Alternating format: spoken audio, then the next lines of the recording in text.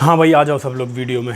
जिन लोगों ने इससे पहला वीडियो देख लिया है उन लोगों को बता देता हूँ कि कॉन्सेप्ट ऑफ डिफरेंस काम करेगा, हर क्वेश्चन में काम करेगा। बिल्कुल भी कंफ्यूज होने की इसमें ज़रूरत नहीं है कि इस क्वेश्चन में नहीं लगेगा, उस क्वेश्चन में नहीं लगेगा।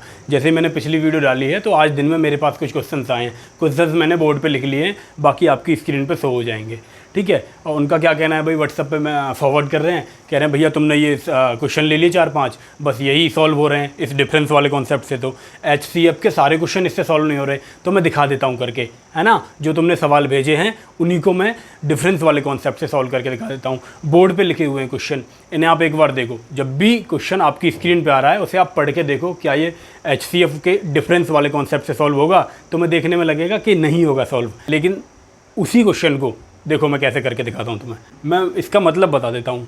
सवाल में कह रहा है 68 मीटर लंबा और 51 मीटर चौड़ा एक हॉल है। हॉल के फर्श को आच्छादित करने के लिए कम से कम कितनी वर्गाकार टाइलों की आवश्यकता होगी। समझ रहे हो, जो वर्गाकार टाइलों की आवश्यकता पूछ रहा है ना, यही मेन चीज़ है। जो वर्गाकार लिखा है इस सवाल का मेन पॉइंट यही है। अच्छा, अब समझो भाई कैसे करेंगे। दो चीज़ें दे रखी हैं देखो सवाल में, एक दे रखा है 68 मीटर इसकी लंबाई और 51 मीटर दे रखी है इसकी चौड़ाई। ये दो चीज़ें दे रखी हैं। अब कह रहा है कि भाई कितने टाइलों की आवश्यकता है। पहले तो तुम्हें पता होना चाहिए जो एक टाइल है उसकी लंबाई कितनी होगी, उसकी चौड़ाई कितनी होगी। कह रहा है वर्गाकार है। वर्गाकार का मतलब क्या हुआ कि लंबाई और चौड़ाई दोनों टाइल की क्या होंगी, बराबर होंगी। अच्छा, अब दोनों बराबर होंगी तो मतलब कि एक ऐसा नंबर होगा जो लंबाई को भी काटेगा और चौड़ाई को भी काटेगा। तो ऐसा नंबर कौन सा होता है भाई, जो दो नंबरों को काटता है, वो होता है उनका HCF। और HCF का मैंने क्या बताया था तुम्हें, ये नहीं है कि भाग दे के निकालने लगो, सिंपल इनका डिफरेंस तुम निकाल लो। डिफरेंस निकाला, 17 आ गया। 17 मीटर वो लेंथ है जो 68 मीटर को भी काट रही है और 51 मीटर को भी काट रही है। 17 से 68 काटोगे 4 बार कटेगा, 51 काटोगे 3 बार काटोगे, 4 का गुणा 3 में हो जाएगा, 4 तिया 12, उत्तर इसका आ जाएगा। कैसे आ गया, अब तुम ये सोच रहे होगे कैसे आ गया इतनी जल्दी। अभी बता देता हूँ, पूरा लॉजिक अभी समझा देता हूँ। पेपर में पता है तुम क्या करोगे, तुम जाओगे HCF वाले कॉन्सेप्ट से, तुम इसका भाग लगाओगे, बहुत आधा पेज भर जाएगा। आधा पेज होते ही तुम देखोगे समय की तरफ, समय निकल गया भैया 1 मिनट। 1 मिनट में तुम्हारा उत्तर आया। यहाँ 17 मीटर तुम्हें दिखा, 17 मीटर तुम ऑप्शन देखोगे, ऑप्शन में 17 है, तुम 17 पर टिक करके आ जाओगे, जो कि ऑप्शन बिल्कुल गलत है। और तुम बाहर आके करोगे भाई मेरे तो इतने सही हैं, फिर जब आंसर की आएगी तो वो गलत निकलेगा। इसका कारण यही है कि तुमने सही टेक्निक नहीं समझी, सवालों को समझना नहीं सीखा।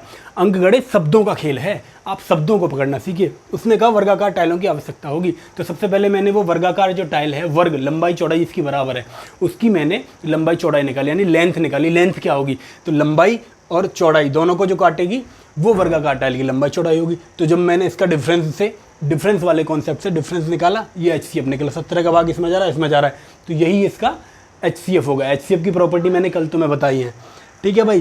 क्योंकि डिफरेंस वो सबसे बड़ा नंबर है जो इन दोनों को काटेगा, या तो डिफरेंस होगा HCF या डिफरेंस का कोई फैक्टर इसका HCF होगा। अच्छा, 17 का भाग 68 में दोगे 4 बार, 51 दोगे 3 बार, दोनों गुणा करोगे तो 12 आ जाएगा उत्तर। अच्छा, मैंने गुणा क्यों किया, ऐसे भाग क्यों किया, चलो इसे पूरा मैं तुम्हें समझा देता हूँ। 17 इसका क्या आया, 17 मीटर आ गया भाई। क्षेत्रफल क्या होता है, लंबाई गुणा चौड़ाई, तो पूरे फर्श का क्षेत्रफल क्या हुआ, 68 गुणा 51। अच्छा, और एक टाइल का कितना हुआ, 17 लंबाई 17 चौड़ाई, एक टाइल का क्षेत्रफल हो गया। 17 से काटोगे 4 बार, ये काटोगे 3 बार, 4 तिया 12, यानी कि कितनी टाइलों की आवश्यकता है, मुझे ऐसी 12 टाइलों की आवश्यकता है। ये है इस सवाल का सही जवाब। अब देखो, इस सवाल को देखकर तुम्हें लगा था पहले कि इसमें कहीं डिफरेंस का कॉन्सेप्ट यूज़ होगा, लेकिन हुआ ना। यही चीज़ें, यही दिमाग खोल के रखना पेपर में बैठते समय। दूसरा सवाल देखो, दूसरा सवाल तुम्हारी स्क्रीन पे है, मैं पढ़ के बता देता हूँ।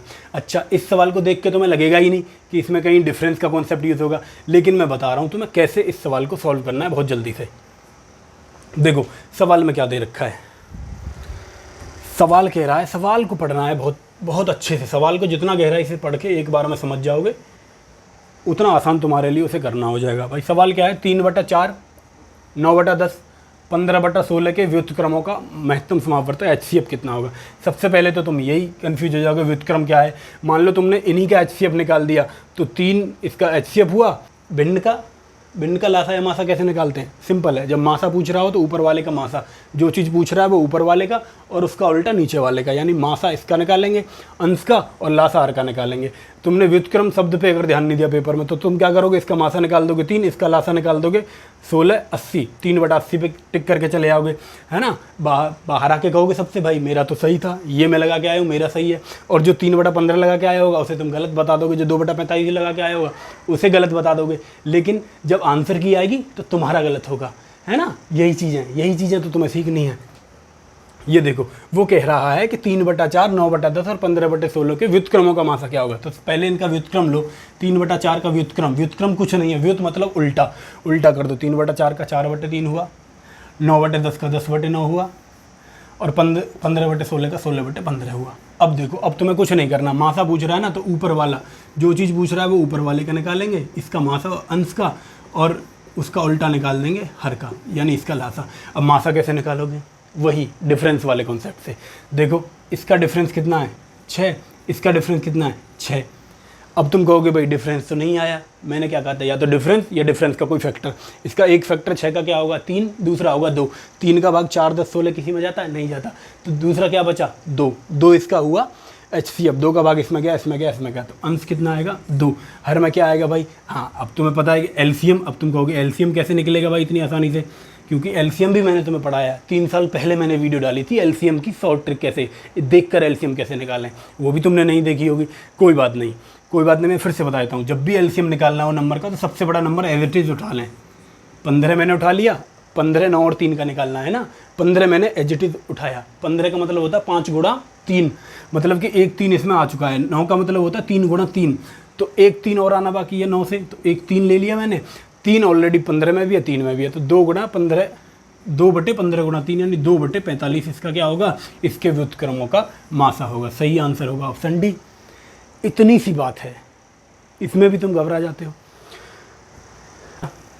अब ये तीसरा सवाल जो आपकी स्क्रीन पे है, देखो तीसरा सवाल देखो। तीसरे सवाल को तुम कहोगे भाई इसमें भी डिफरेंस वाला कॉन्सेप्ट कहीं नहीं लगेगा।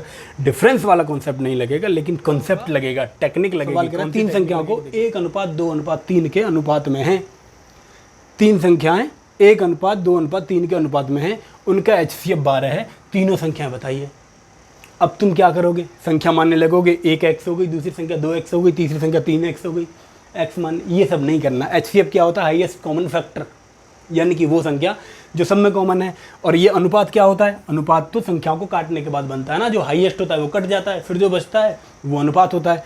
तो हाईएस्ट कॉमन फैक्टर इसमें कट चुका है, यानी 12 इन सब में कट चुका है। तो पहली संख्या 12 से गुणा करो 12, दूसरी संख्या 12 दूनी 24, 12 3 36, 12 24 36, 12 24 36 इसका आंसर हो जाएगा। देखते ही इसमें पता चल रहा है। हाँ, तुम्हें लग रहा होगा बहुत ही छोटे सवाल हैं, तो जो मैं तुम्हें फ़ोटो दिखा रहा हूँ स्क्रीन पर, उस पर लिखा भी हुआ है कि किस सन में किस पेपर में आया है। और अगर तुम्हें बहुत ईजी लग रहा है तो अगला सवाल खुद से करके देख लो। वीडियो पॉज करो, मैं जब स्क्रीन पे आएगा सवाल तो वीडियो पॉज करना और सवाल को खुद करके देख लेना। चलो अच्छा, इसमें पता है तुम्हें क्या सिखाया जाता है कि भाई ऐसे सवाल को जिसमें अनुपात दिया गया हो और वही संख्या पूछ रहा हो तो उसमें तुम ऑप्शन से चले जाओ। इसीलिए मैंने ऑप्शन इसमें ऐसे रखे हैं। ऑप्शन पेपर में भी ऐसे ही आए हुए हैं। देखो अगर तुम ऑप्शन से जाओगे 1:2:3 देखोगे, ये भी सही है। 1:2:3 के में ये भी है, ये भी उसी अनुपात में, ये भी उसी अनुपात में। ऑप्शन से नहीं कर पाओगे तुम इसे, इसलिए बहुत आसान था। HCF 12 था, अनुपात था, गुणा किया, बात खत्म हुई। अगला सवाल देखो। अगला सवाल क्या है कि दो संख्याओं का अनुपात 3:4 है, मासा उनका 15 है, संख्याओं का योग बताओ। अब इसमें भी तुम घबरा जाओगे। पता क्या करोगे, तुम करोगे भाई मासा 15 है, तुम पहली संख्या निकालने लग जाओगे। तुम कहोगे 15 गुणा 3 भाई 45 हो गई, दूसरी संख्या 15 गुणा 4 15 चौके 60 हो गई, फिर तुम इन्हें जोड़ने लग जाओगे और जोड़ने के बाद तुम फिर इसका उत्तर निकालोगे। ये सब नहीं करना है भाई, ये सब आउटडेटेड चीज़ें हैं, पुरानी चीज़ें हैं। टेक्निक सीखो, देखते ही कैसे करना है। ये 15 है, संख्याओं का योग पूछ रहा है तो अनुपात को जोड़ लो। 4 और 3 7 हुआ, 15 गुणा 7 करो, 15 गुणा 7 कितना हुआ 105 हुआ। ये उसका उत्तर हो गया। ये छोटी छोटी बातें हैं, यही तो टेक्निक है जो तुम्हें सीखनी है पेपर में अपना कंपटीशन हाई रखने के लिए। यही छोटी छोटी चीज़ें तुम्हारे काम आएंगी।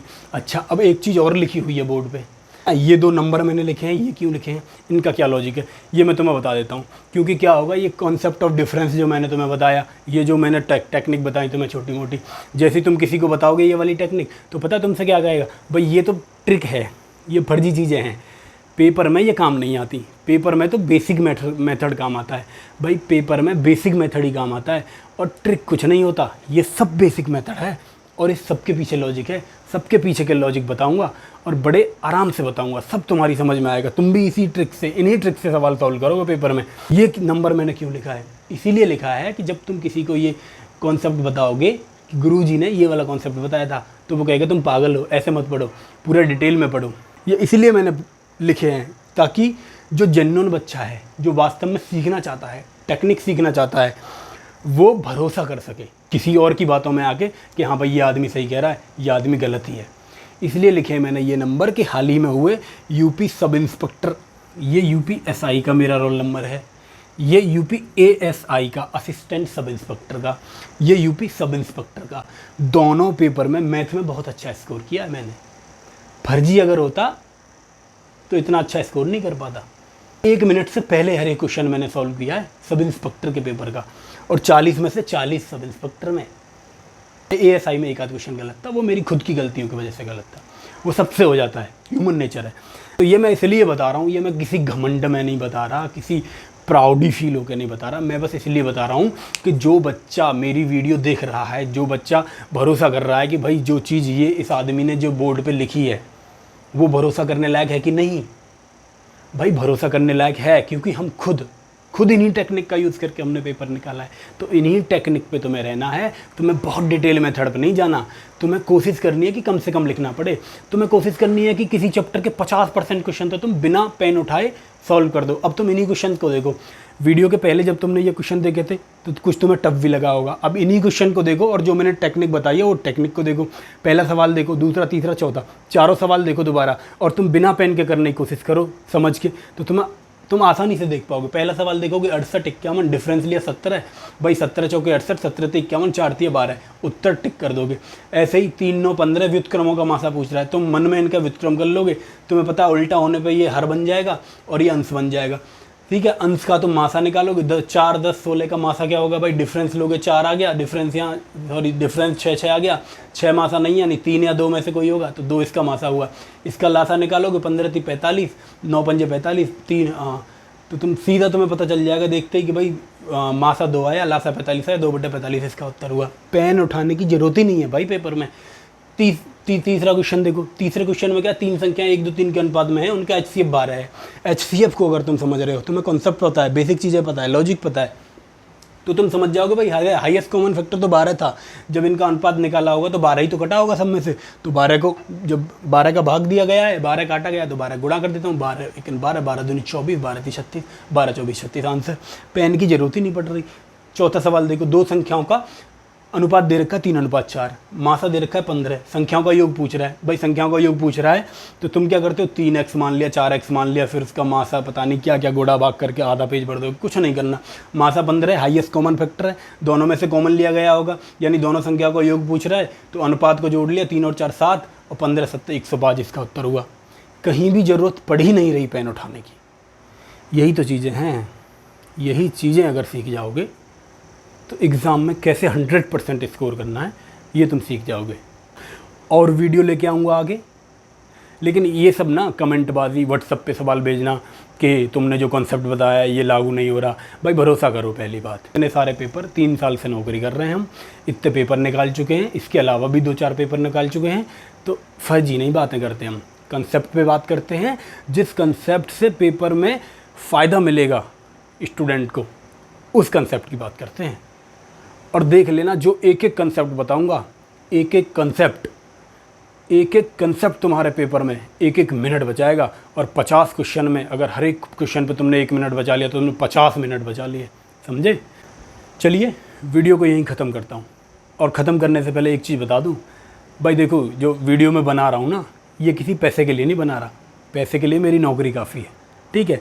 नौकरी में मेरा घर चल रहा है बढ़िया, आराम से, आनंद में, कोई दिक्कत नहीं है। ये वीडियो केवल मैं उस स्टूडेंट के लिए बना रहा हूँ जो गलत गाइड हो रहा है, जो जिसे टीचर अच्छे नहीं मिल पा रहे, या जो कोचिंग तक जा ही नहीं पा रहा। आजकल तो कोचिंग के जो टीचर हैं वो हर जगह अवेलेबल है, हर जगह टीचर बहुत अच्छे हैं, हर जगह यूट्यूब से सारी चीज़ें सुविधाएँ उपलब्ध हैं। लेकिन कुछ बच्चा ऐसा भी है जो अब भी मिसगाइडेड है, अब भी वो सही टेक्निक नहीं सीख पा रहा है।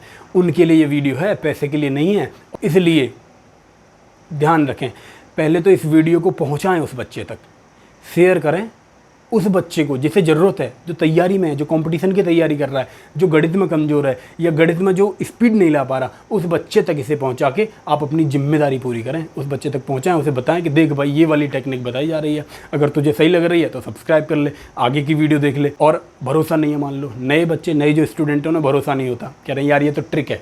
भाई ट्रिक कुछ नहीं है, सब लॉजिक है। जहाँ तुम्हें दिक्कत लगे कमेंट में लिख दो कि ये वाली चीज़ समझ में नहीं आई, ये वाला लॉजिक समझ में नहीं आया, ये तुमने कैसे किया, पूरा लॉजिक मैं तुम्हें समझाऊंगा अगली वीडियो में। इसके अलावा जो तुम्हारे सीनियर हैं ना, जो जॉब ले चुके हैं या 3-4 साल तैयारी कर चुके हैं एसएससी की या किसी और एग्ज़ाम की जिसमें मैथ्स अंकगणित आता है ना, उसकी तैयारी कर चुके हैं, उनसे एक बार आप उन्हें ये वीडियो दिखाएं, कहें भाई ये भैया ये वाली चीज़ बता रहे हैं, क्या ये जेन्युइन है, क्या ये ऑथेंटिक है, पेपर में काम आएगी। तो वो देखते ही तुम्हें बताएंगे कि यही है वो कंटेंट जिसके दम पर पेपर में स्कोर किया जाता है, जिसके दम पर मेरिट फाइट की जाती है। तो वीडियो को आगे भेज दो, उस बच्चे तक भेज दो जिसे इसकी ज़रूरत है। तुमने तो देख ली, उसके पास भेजो, उसके लिए ज़्यादा अहमियत है, उसे ज़्यादा ज़रूरत है इस चीज़ की। चलिए रखता हूँ। जय हिंद, जय भारत।